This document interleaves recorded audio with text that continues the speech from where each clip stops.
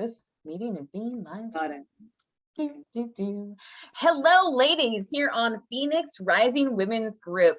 Today, I have the amazing pleasure of getting to hang out with not only Aletha Williams, who hopefully her bio you have had the opportunity to read, but also my dear friend Estreet, who is here in Charlottesville, Virginia with me, but not like here. She's in a different house.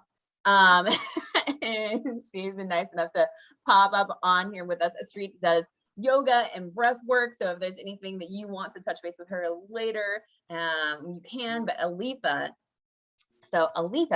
has an amazing history in life. She's originally from Jamaica. She's the seventh of 8 kids. She is one of the first waves of women who were she went to the Naval Academy after waiting for a year of citizenship.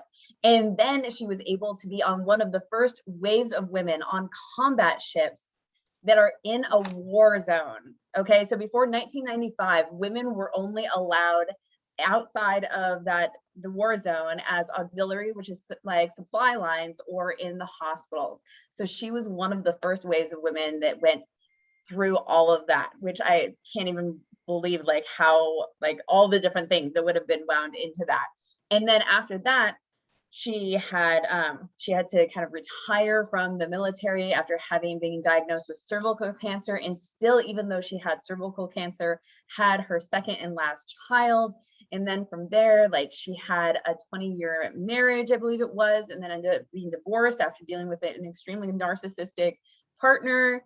And then even from there, and she has bachelor's degrees, and she's got 2 master's degrees in like science. And right now she's currently working on her PhD in mind and body. And as a wellness and integrative coach, she does life coaching, she does soul art, she does Reiki, and she's integrating all of the amazing experiences that she's done and integrating into equine assisted learning back in my home state of Washington State. So like, so many incredible things. This woman is so epic. Aletha, I thank you so much for popping in and having a conversation with us here today at Phoenix Rising Women's Group. Love this group, and I love everyone that's in it. And so this is just nothing but a pleasure for me to be here, to be interviewed, and I appreciate. And Astrid, thank you for coming to join us, because I can't wait till you ask those crazy questions. That's gonna make me go, oh, let me think about it. She's ready. We've got like this beautiful international experience here, because Aletha is from Jamaica, Astrid is from Peru, I'm obviously from America, and like, how awesome is that to have 3 countries represented in one call? I love technology today for that. Just all the different experiences. So hopefully Estreet will pop in, you know, here and there and talk about her cultural experience on some of these subjects. And we'll also talk about things that we feel that women are struggling with in the world today, and some wisdom and support that we can give there, and supporting like just having those sometimes uncomfortable taboo conversations of where we're at in life. I think you just hit on the first question right there, but I'm not just hop right in there. Like, everybody, we're all equals here. I know I'm being interviewed, but there's a topic that just really pulled me, because my street is here as well, is when you come to the United States, how you feel unsupported and out of place based on where you are. And maybe you are supported if you have family that was really supporting. But just being a foreigner and coming to the United States and trying to adapt to the new culture and the behavior that's around you was one of the things that I had to do. Gosh, I remember, I mean, I think I was good. I had, when you leave Jamaica, you have to be sponsored by someone. And so my uncle sponsored 4 of the kids, and then my aunt sponsored another 2, and then my other uncle sponsored another 2. So as soon as we came to the United States, we were separated. Wow. So to see my family together again during weddings and so forth is a privilege and honor, because we didn't grow up the rest of our lives together. How old were you? I was 13. I think I was 13. I don't remember, because I forgot that. It was such a culture shock for me that I literally disassociated myself from even being here in the US. I went from being this confident person to this quiet, shy person. Huh. And I was so shy and quiet that I didn't even know what was going on. And then when I got to high school, I really got involved with, because of my education, I got involved with advanced calculus, advanced this and advanced that. And there were a couple of teachers that really wanted me to come out of my shell. And so they took me under their wings and really tried to get me to just be a little bit more participating. But I was still this shy person. I mean, people will say to this day, I remember you were always in, your head was always in a book because that was my way of escaping into another world. Right. I definitely had that experience when I was a kid. Like, yeah, I was able to escape, like disappearing into books, like literally, like you're saying, like a whole nother world. Yeah, and then my sophomore year in high school, I discovered a military group was supporting kids to keep them off the street in East Orange, New Jersey. It's a flying program, so I became involved with that. It involved, doing drills to get fundraising methods, and but it required you to study to get your private pilot license. And so I started doing that, and so my first vehicle of transportation to learn was to fly. That's so awesome. I love that so much. You're gonna learn that I'm a little bit backwards, because I learned how to fly, and then I learned how to drive a ship. Then I learned how to rollerblade, which was not good, and then drive a car. So bad at rollerblading. And then drive a car, and then bicycle, which I'm not good at either. Oh, that's so interesting. Yeah, I do think it's funny. Well, because you were 13, so when I came here, it was like 6 years ago, and I still became very shy. And I'm not generally like a shy person, but I was very shy. I didn't know anybody. I was very shy to say. And I moved to DC. So in DC, people is a little bit different than here. Like, people don't walk on the streets and say hi to you. Yeah. Here it will be a little bit softer in that way. So it was very hard for me to just make connections with people for a while. Yeah. That is such a good point. So it's really great that we have a group like this on Facebook where we can start feeling like we're part of our tribe, and having people that are supporting and are seeing you. And this is a phrase that I picked up last year, and I keep using it. But when people see you with unconditional positive regard, they're not judging you, they're welcoming you as you are. They're taking you as your authentic self. And that's something that we're missing in a lot of our day-to-day lives when we go out and connect with other people, is people are so busy with, I call it the material things, and it's not an insult, but work is material because we're working for somebody and we're trying to get money to come in to support ourselves. But we're so focused on other things, but the real essence of just seeing people for who they are. For me, that was a difficult thing when I went into the Navy and being the first woman on ships.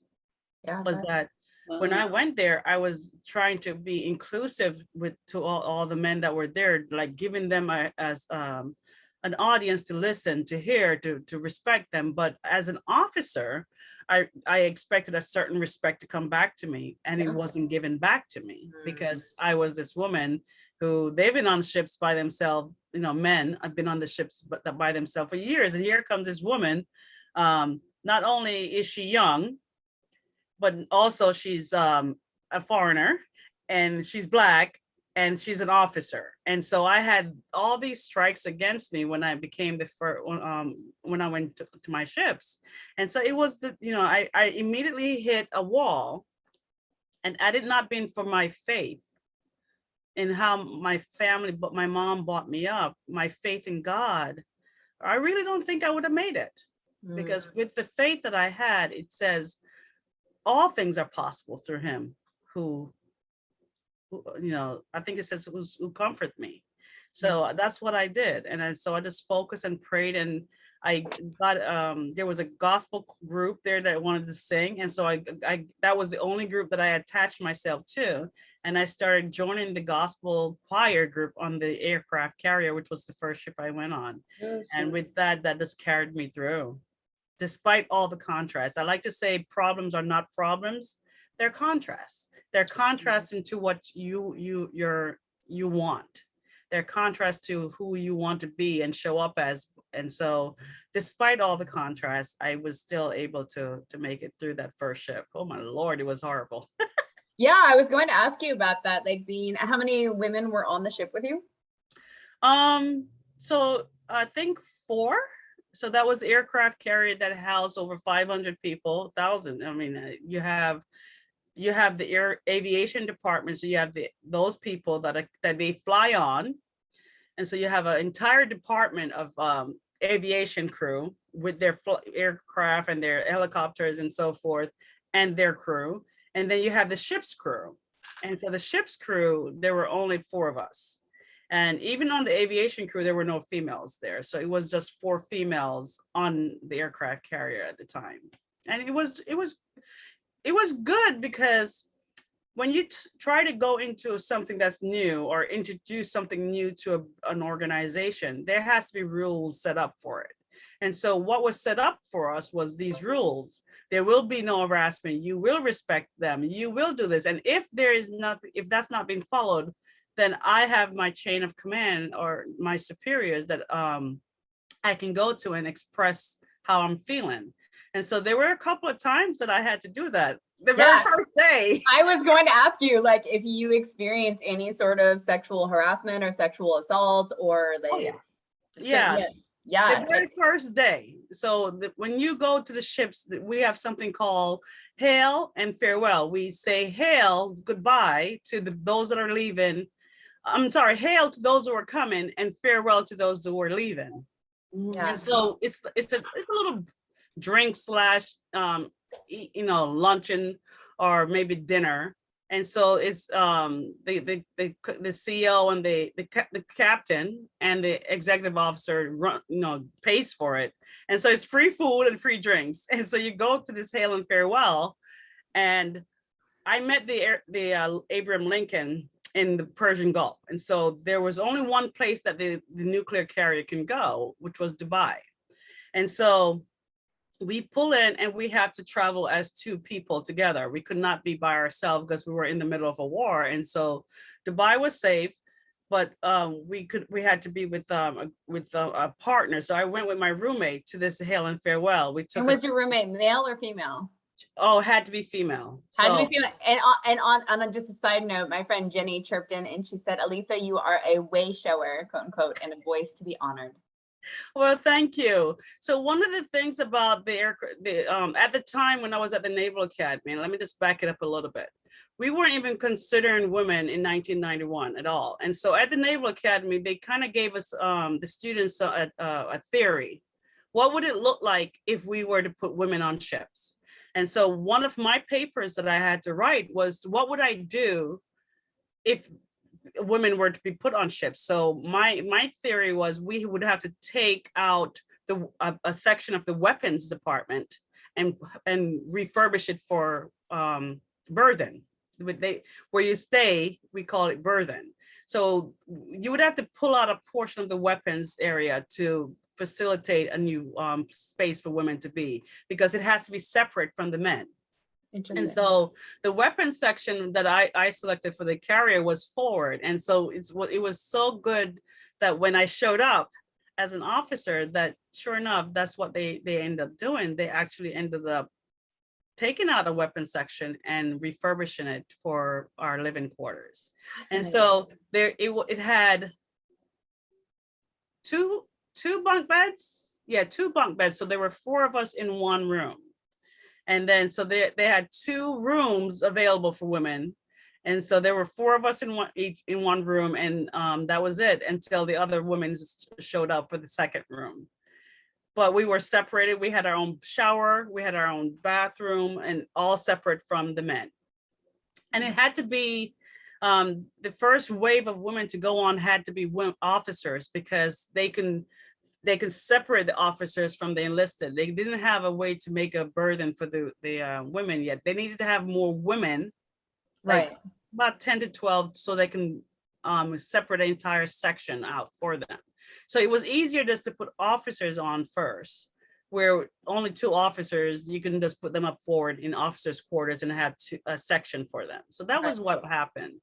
And it was good. But back to this story about this hail and farewell. So I show up in this taxi with my roommate and I go up and I shake the CO's hand and have a conversation, shake the XO's and the executive officer's hand. And I went over to an aviator to shake his hand and introduce myself. And he said immediately, "Great, you just showed up 5 minutes ago and all of a sudden you've met the CO and I haven't met him in 2 years." And he didn't shake my hand and he walked away. And all I remembered was my fist went like this. And my roommate saw that and she just grabbed my hand. And I said to this guy, "You're going to apologize to me because you're not going to say that to me." And so I went immediately to my boss and said, "I'm leaving." And I left without my roommates. Again, you had to be in pairs. I left. And so they were wondering, all of a sudden, the first day she's been on board, she's so hot, mad. So it was a big deal that the aviation department's boss, I mean, this is a captain. Like, so I'm an ensign. So you have an ensign, lieutenant junior grade, a lieutenant commander, and then a captain up here, right? So I'm down here, and this captain had to come with his guy that's at this level, he's a lieutenant, to apologize to me. Nice. So it was, so the leadership was very important in supporting change. And so that was my first hurdle. Nice. That's nice. Yeah. So my husband he was on the Navy. He just came out of the Navy. Okay. Last year. Ironic that would be part like that you would go for this conversation. Yeah, I'm not very well informed of it. I'm not very knowledgeable about anything on the Navy. I do know he participated on how they call it.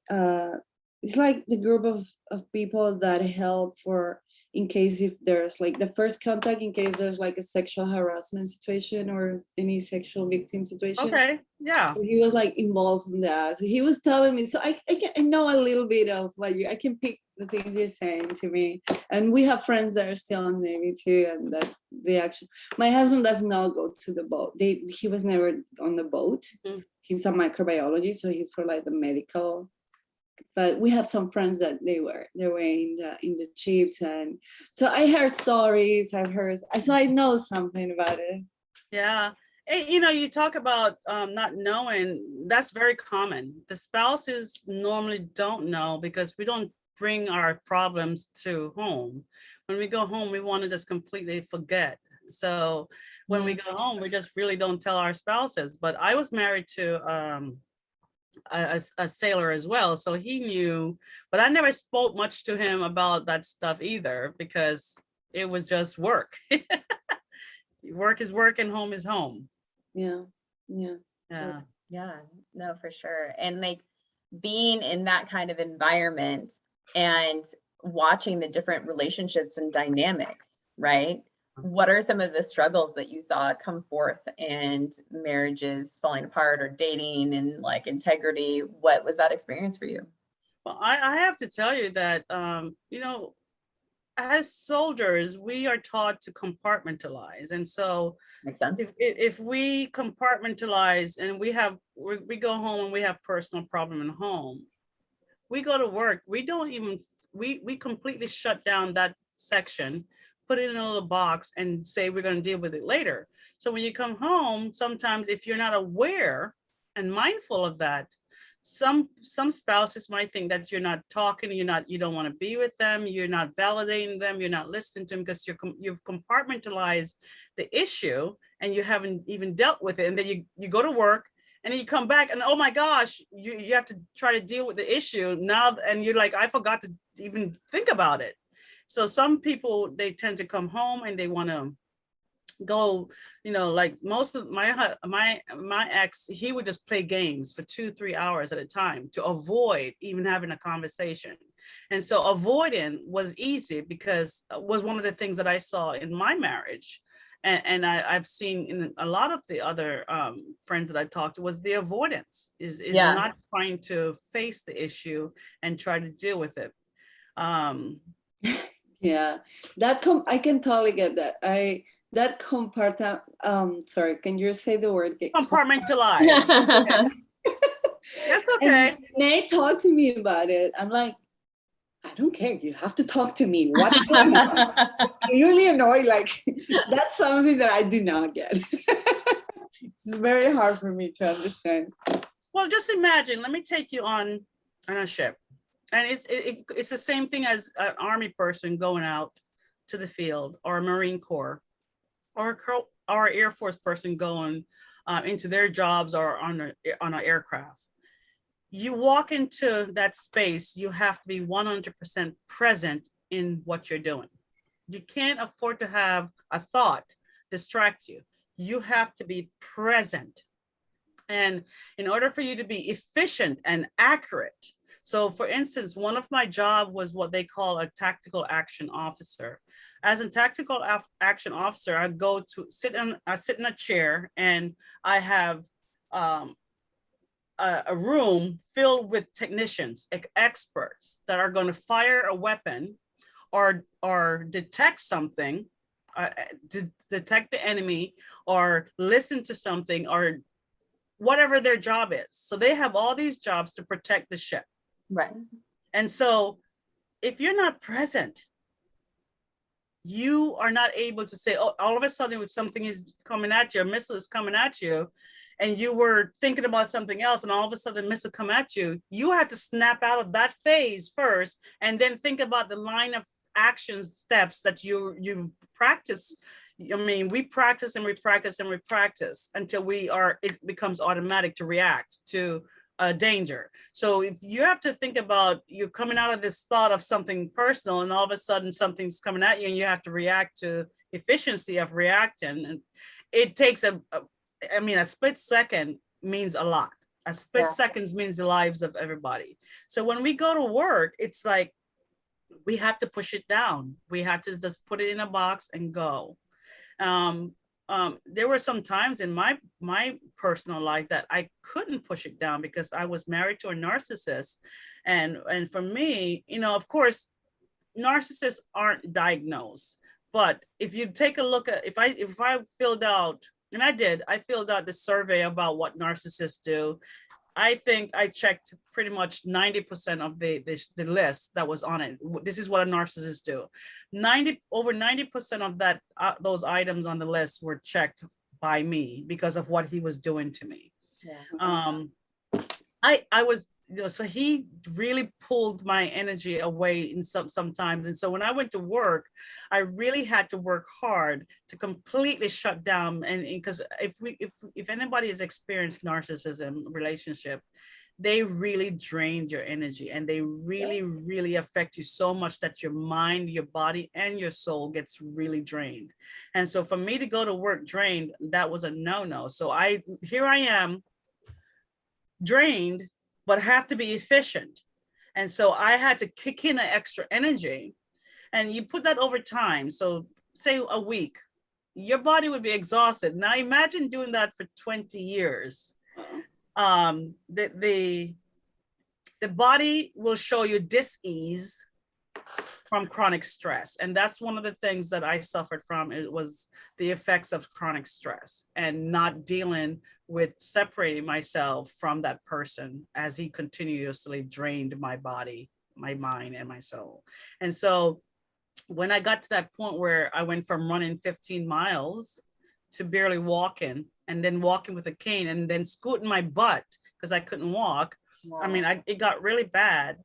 I had to stop and realize what is going on. I was running, I was weight training, I was dieting, I was doing it all. But one thing that I was missing, I wasn't connecting to my soul. My body was doing fine, my mind was doing fine, but my soul wasn't. And so that mind, body, soul piece is so vital to our health. And when one is separated, this ease will show up to let us know that we need to connect and change and shift. And I have to make that hardcore decision. Do you want to live or die?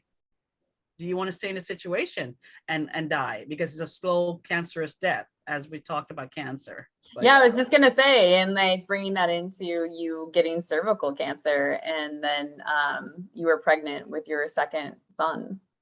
yeah, and so the stress from being at the ship and feeling not supported by a lot of my leadership was really hard.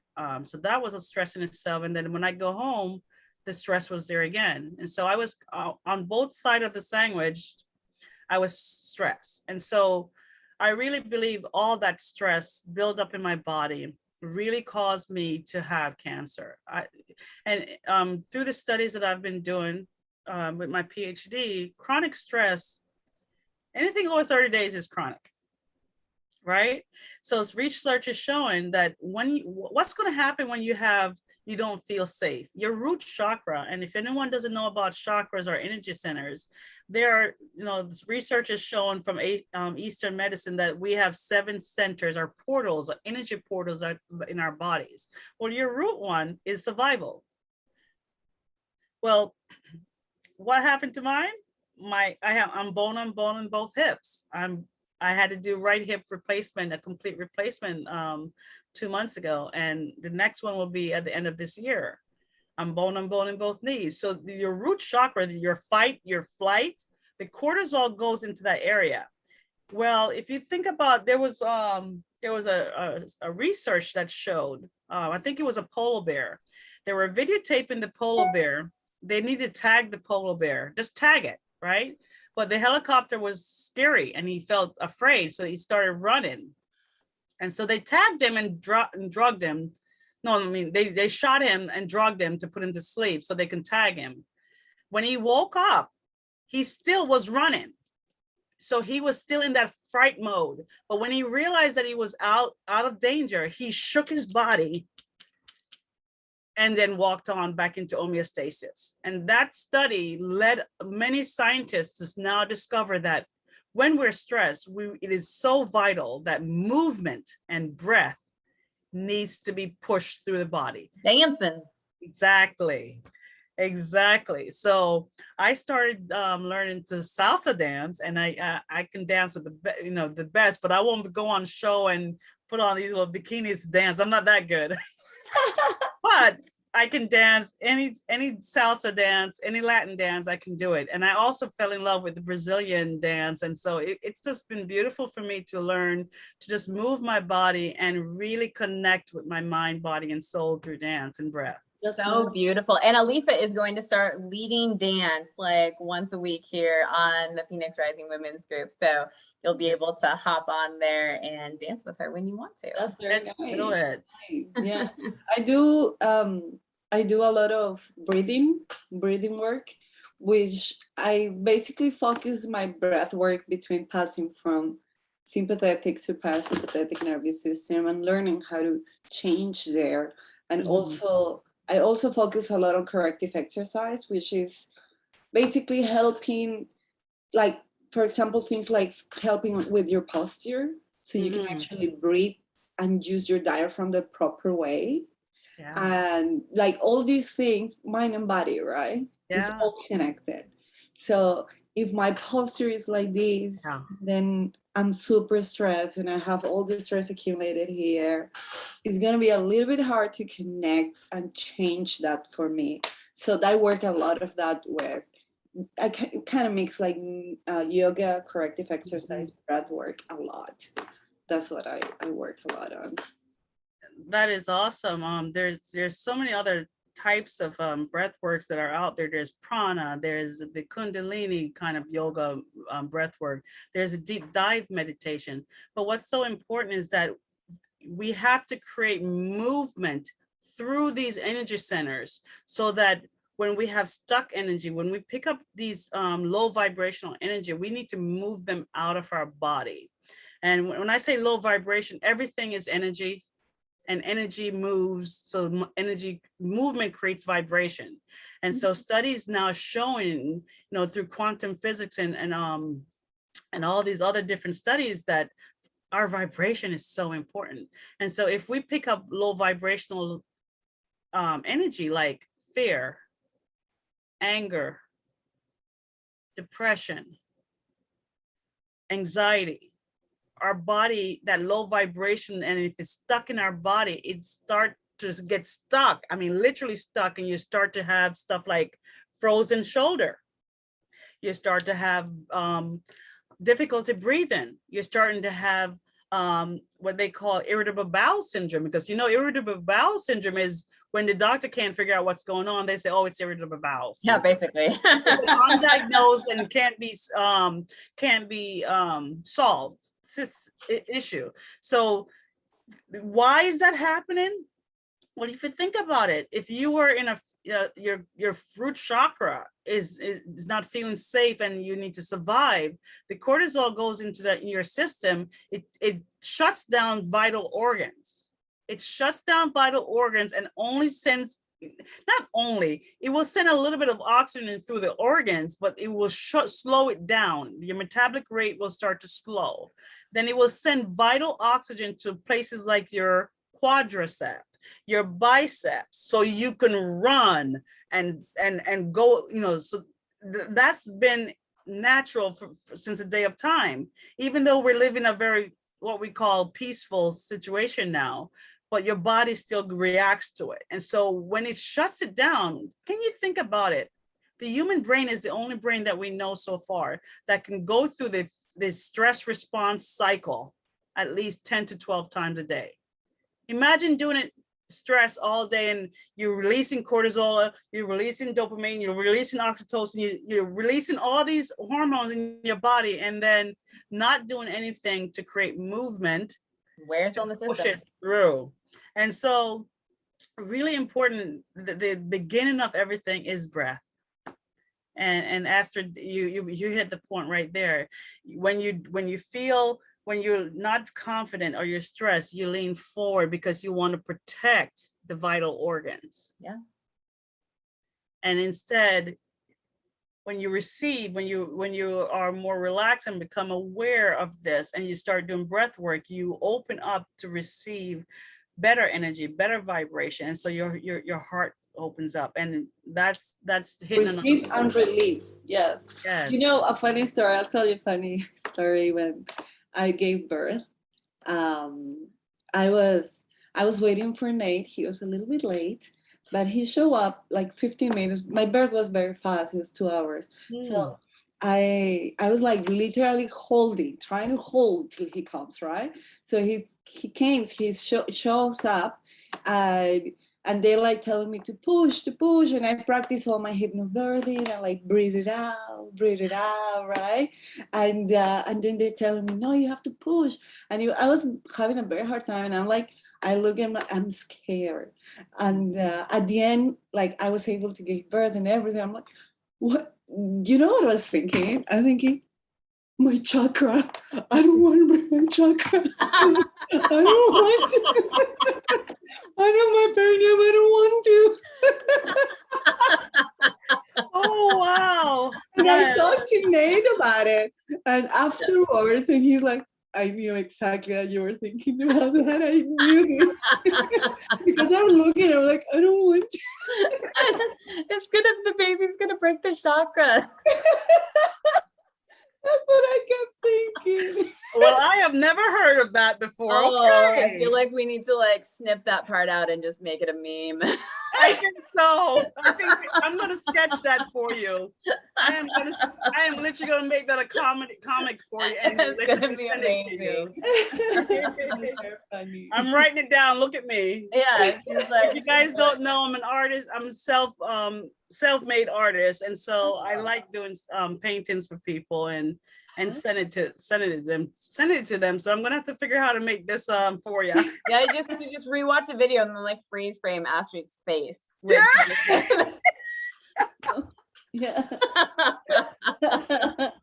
Amazing. Thank you for sharing your story, Astrid. Yeah. Never gonna be able to look at you the same. We'll just be at a restaurant and we'll just suddenly start laughing and no one will know why.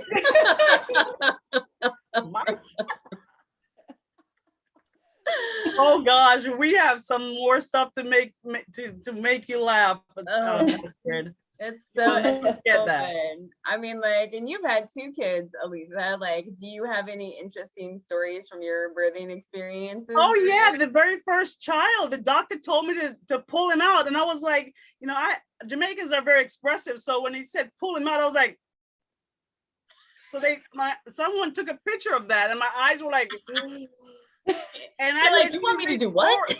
Yeah, he said pull him out, and so I reached forward and pulled him out. I was like, oh. So that was funny. And then the second one, he just came really quick. So yeah, they thought the first one was a girl because he had so much hair. I mean, he came out with about 2 inches of hair on his head. Wow. Yeah, I know. Oh my gosh. I don't know who's watching right now, but you just missed the best face ever from Aletha. And also, if you wanted to hop on for a minute, the Zoom call's there. So feel free to just hop right on there and come hang out with us, especially if you're mom, because the ladies have been sharing birthing stories of what that experience was like. They do say the second one is faster. I'm like, Yeah. I don't know, because my first one was 2 hours. The doctors were like, I had midwives. They're like, so next time if you have like 1 guy, just come. Just come. It's just gonna be like what? Like the next one, you're just gonna sneeze and your baby's gonna like pop out of your body. Like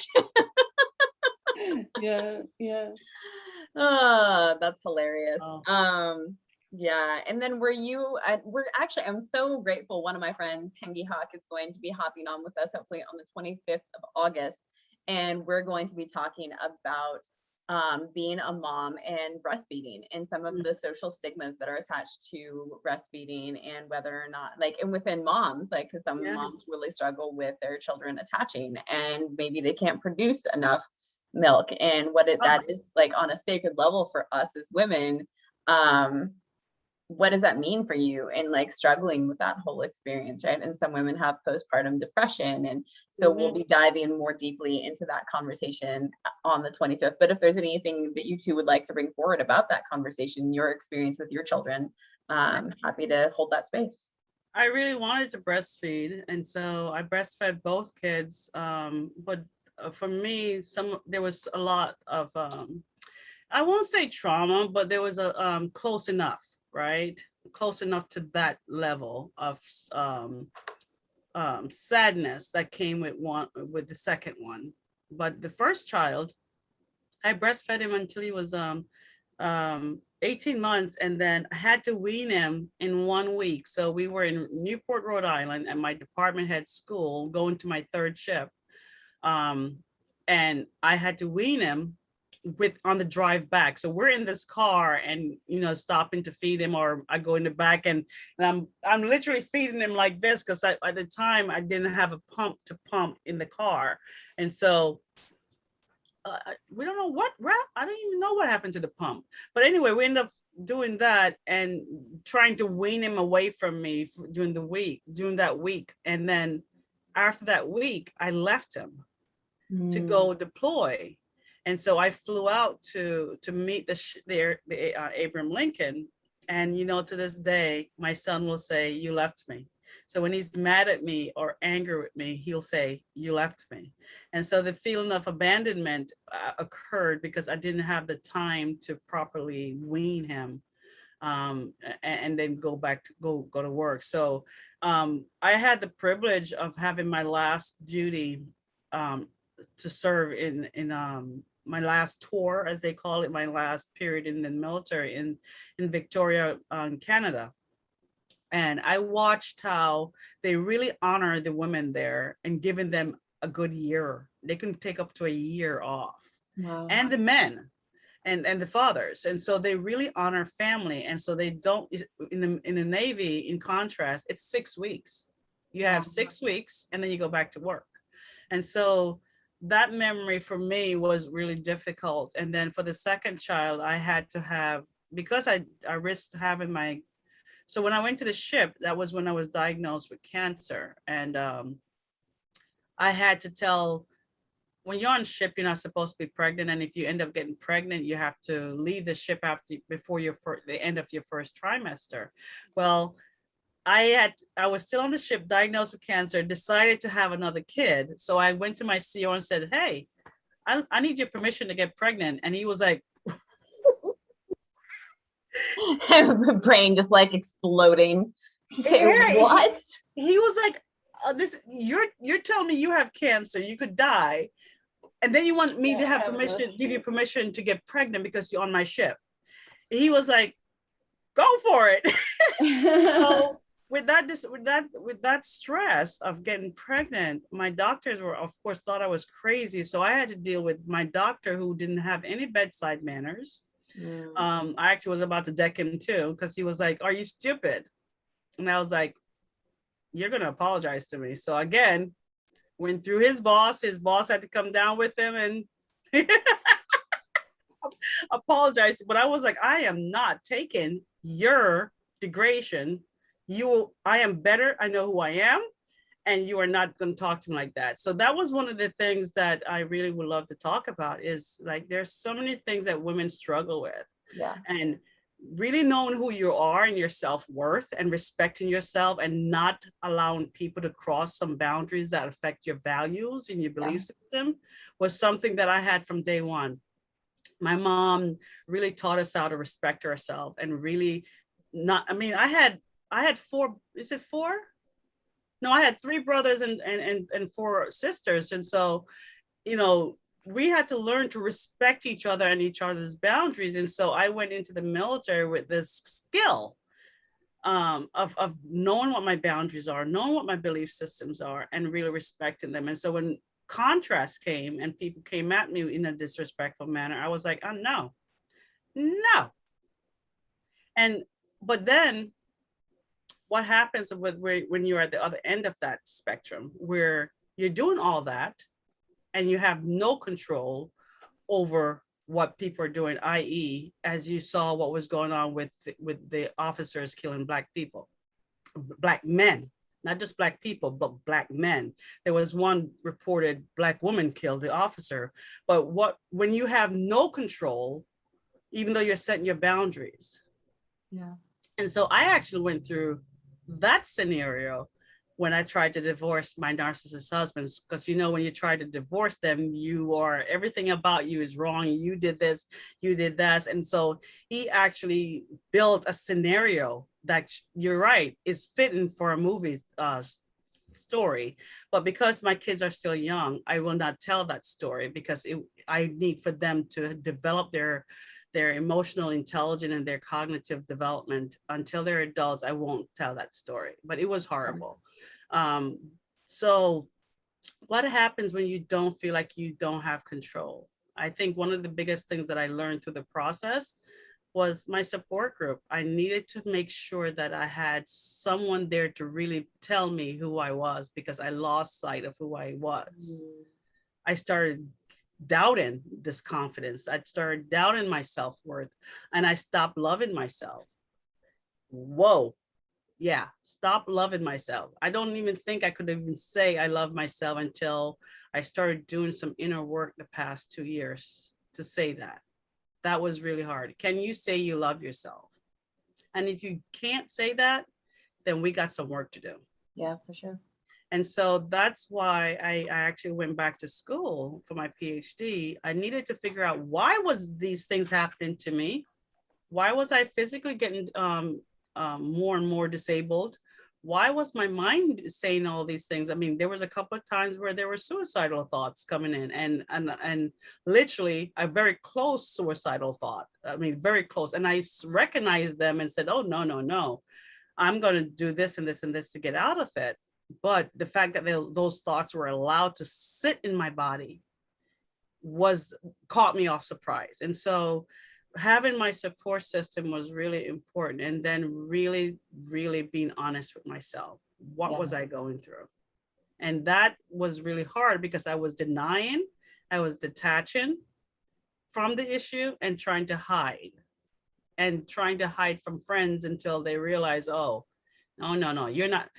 I remember one of my Naval Academy classmates, she was like, oh, no, you are not avoiding me. Don't let me get on the plane and get up there.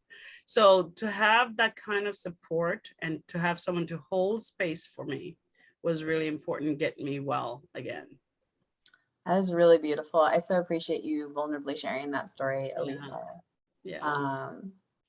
There's so much here to unpack and that I would love to still dive into. I am actually set to be the guest on a podcast in 9 minutes for Yes. the Real Men Feel show. So I mean, to promote the work that I do with men, which should be fun and interesting to get to be on a podcast specifically for men. But I think that we'll need to do a part 2 interview for all of this. So Estri, in our last few moments, would you like to chirp in about your experience with breastfeeding and that aspect and being in a different culture or whatever like speaks to your heart in that and being away from family? Yeah, for me, breastfeeding was a very hard experience as I don't have enough gland tissue to produce milk. So it was, and I didn't know that. So I work with pre and postnatal. So I always tell them, just contact someone, get prepared for breastfeeding, because it's not as like a natural thing that just comes sometime. It is not.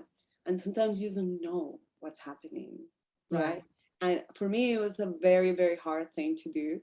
And I had to stop breastfeeding. I was obsessed with breastfeeding, obsessed. I was pumping, breastfeeding, and it was just like I went to therapy, and she talked to me about lots of things. She was great, and she kind of like talked to me into you need to let go. Yeah. And it was very hard for me, very, very hard for me. I struggle with postpartum depression too, and it was a very hard situation for me.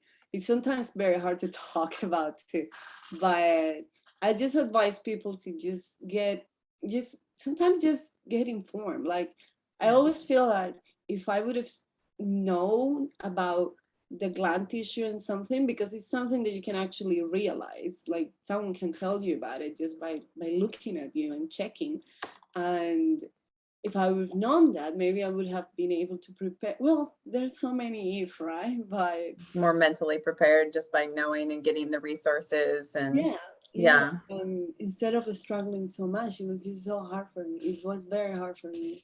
And it's also a beautiful thing. And I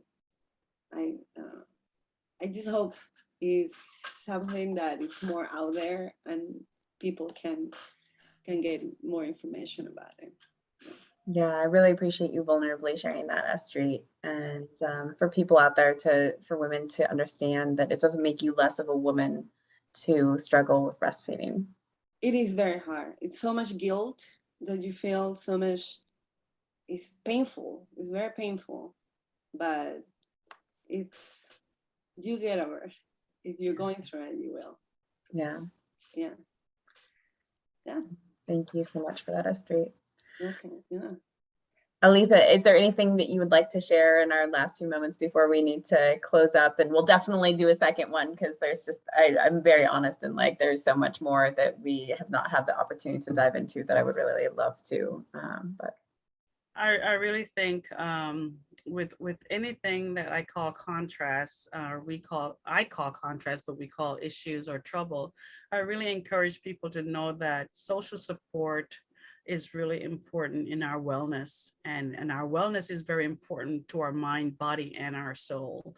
And so when we get into these spaces where we're feeling without sort and so forth, remember that there is one person or two person that's out there that can really hold space for you and respect you for who you are and see you for your authentic self. I encourage everyone, take your mask off, stop pretending, and just feel. Yeah, it might hurt, but observe the feeling around the heart and create movement to push that feeling through and come to the other side of wellness. Jump to the other side of the river where you're better and stronger and more open to receive. That's very nice. Thank you. Thank you so much for all of that. And for anybody watching, we'll make sure and put up links so that you can find Aletha and the work that she's doing, and so that you can find Astrid if you would like to talk to her about breath work, yoga, pre-postnatal stuff, like just connect as somebody. And we will continue this conversation at a later date, hopefully soon. So everybody out there watching, thank you so much for everything. And until next time, we will see you later. Bye, everyone. Bye.